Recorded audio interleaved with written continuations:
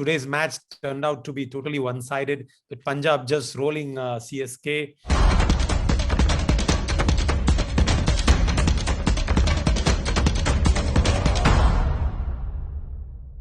Hello everyone, welcome to Straight Bat with Gulf News and Mr. Cricket UAE, that is Anis Sarjan. Today we are back with IPL. It was a very absorbing match. It was not a thriller in that sense, but still there's ingredients of an absorbing match. But the promised finish didn't come because Chennai faltered. So let's get more of that from Anis Sarjan. Thank you, Sham. Hello, Sahil. Hello to all the gorgeous people of Gulf News. Yes, today's match turned out to be totally one-sided, with Punjab just rolling CSK.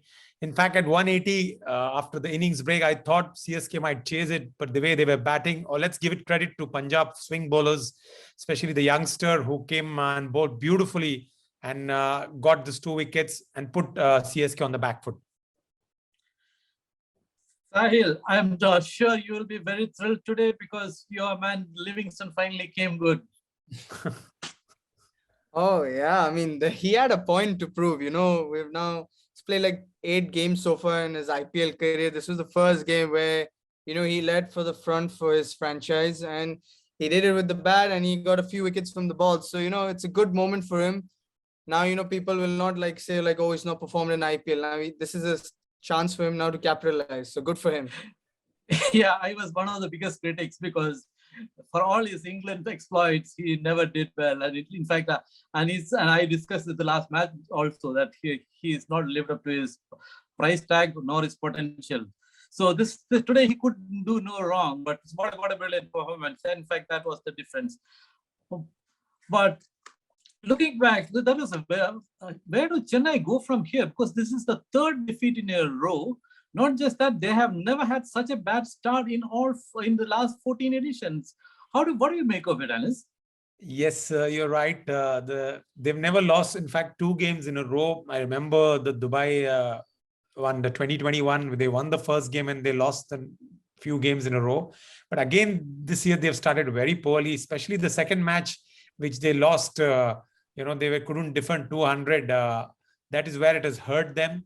And today, to be very honest, I thought that after Raidu dropped Livingstone might take Punjab to 200 plus, but then the bowlers got them back into the game. But having said that, when they started, I'm afraid the form of Rituraj Gaikwad is hurting them. This is not getting them onto the good start. But you have to give credit to Vaibhav Arora, the youngster who bowled with a lot of speed, as well as he could move the ball. And he was the difference who rocked the CSK batsman. In the end, I'm afraid I have to say the innings of MS Dhoni was quite baffling. I know a lot of people don't like anything spoken against MS Dhoni. But let me tell you very honestly, when your backs is onto the wall, you need to consolidate. But when there's a guy called Shivam Dubey hitting runs, you got to at least score some runs from your side. 20 of 10 balls. Rather 10 of 20 balls is not accepted. And in the end, if you see, the required run rate was 18 or 20. So had he pushed little, who knows what would have happened. But I'm afraid MS was very poor with the bat today. Yeah, particularly when they needed a run rate of something like 18 runs per over, then unless both the sides fire, it was not difficult. It was very difficult to get back into the match. So Sahil, are you still with Dhoni? Are you one of the people which Anis is referring to? You can't say bad thing about Dhoni. No. I mean, he should have supported Shivam in some sort of way. 10 runs of 20 balls is not acceptable. It's not the first time I've seen Dhoni do this. I've seen it many times in the past also. I mean, they were 41 for 5. I guess he went with the mindset that if he gets out, there's no one behind. So that's I think the mindset he had gone with. And CSK just something's wrong. I don't know what's going on with Ruturaj Gaikwad. The man is not doing. I don't think he scored more than 3 runs. What's going on with him? No, it's been a terrible phase for him, and I think Anis was spot on when he said that is really hurting them because they have not got the starts they normally get. If you look at last year, that was the cornerstone of their win. They always had good starts with Faf and Ruturaj going. They have not been getting this year. But okay, coming back to again, let's just give a little more credit to Punjab Kings' second win from 3 games. they didn't play Bairstow today. Why was that? Bairstow was in the field. He was fit. His quarantine is over. What do you make of that, Anis? Well, they are in a very tricky situation, because if they have to accommodate Bairstow, they will have to drop Odion Smith. They can't afford to drop Livingstone, or they have to drop Livingstone. It was a choice between Odion Smith and Livingstone because they can't drop Rabada. And if I'm not wrong, the other player for them, Sahil, who's that? Am I missing out? Who played for them? It's Liang Rajapaksha. Rajapaksha is also scoring runs. Yeah. So they have to drop either one of the batsmen, Rajapaksha, Livingstone, or Odion Smith. They can't think about dropping Rabada. That's the reason they thought they would give one more chance to Odion Smith. And okay, didn't score runs today, but he got one crucial wicket of Raidu. So I think they will still continue because when you're doing well, you don't drop a player. True. You don't want to disturb the winning side. Having said that, Sahil, we have been seeing wonderful performance from a lot of youngsters in IPL 2022. I mean, today we saw Jitesh Sharma and Vaibhav Arora. What a two brilliant catches from Jitesh. One on the leg side, one a flying catch on the right side.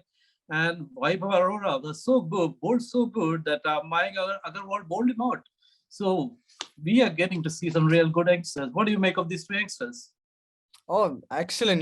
Like these two guys performed so well today. Now, like you've seen, like some big stars have not been scoring runs. So like they've scored ducks. And now you see these youngsters stepping up. I remember Abhinav Manohar scoring a 50, then Badoni scoring a 50. So, these youngsters, they're performing well, which is so nice to see in IPL. So it's a good sign. I'm really enjoying watching these guys.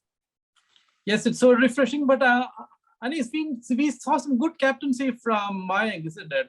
We were disappointed the last time around. Both of us, you agreed on his poor captaincy. But today I was happy to see him bowl out Vaibhav Arora, especially with that man, with the youngster moving the ball around. So that's a welcome change. I think winning must have brought a change in his attitude. What do you make of it? Yes, you know what? I've always believed that when a bowler is in song, a lot of players leave them at the back end of the innings. But he's a youngster and you don't know how he's going to turn out when there's pressure. So better to finish it off. And that was a good thing he did. Yes, he needs to work on his batting. He's failed now in 3 consecutive matches for Punjab. It's time that he takes a little bit of, gives himself a little bit of balls before he gets going. Because, when you lose your captain early, it doesn't give good signs to the dugout. But I'm sure now with Livingstone scoring runs, he will make sure that it takes his time because I remember when he was playing for Punjab and Rahul was the captain, he was the guy who was scoring quick runs. But now he'll have to take a little more few balls to get rolling. True, and they're in a good place now. 2 wins out of 3 matches, whereas Chennai is languishing with. Actually, they should be in the last two or three teams. Second last in the team. They're last. Second last. So I mean, a very unlikely place for a defending champions. Anyway, tomorrow we head over to see Hyderabad playing Lucknow Super Giants. What do you make of it, Sahil? Who's playing Lucknow and? Sunrisers. Sunrisers. Sunrisers where they left the last IPL. They started the same way. So I don't know what to say. I guess I'm gonna go with Lucknow. Yeah. I have to go. I agree with Sahil that it's going to be Lucknow. What do you differ with that? You know what? As much as I would like to differ, he's absolutely right. But this IPL has thrown us so many surprises. So it's very difficult to predict the winner. The matches change in a matter of few overs, few balls. Both of us were wrong the other day. We backed Mumbai and Delhi, and both of them lost. Very true, very true. So if anybody is listening to our predictions, please don't go on. Please predict your team with your own hindsight because this is one of the tightest IPL. And mind you, at the end of 11 games, still I'm not sure who is doing well. Okay, the points table show at the moment that RR is on top with 2 wins of 2 matches. But who knows what's going to happen in the rest of the 12 matches. I agree. The sheer unpredictability, especially with the 10 teams, it's completely wide open. And you know, I picked Chennai to win it, and they are in the last team. They are in the bottom half, not just the bottom half. I think the second last team in the table. So that shows where we are with our predictions. So, okay, Anis, before we wrap up, tell us about the competition.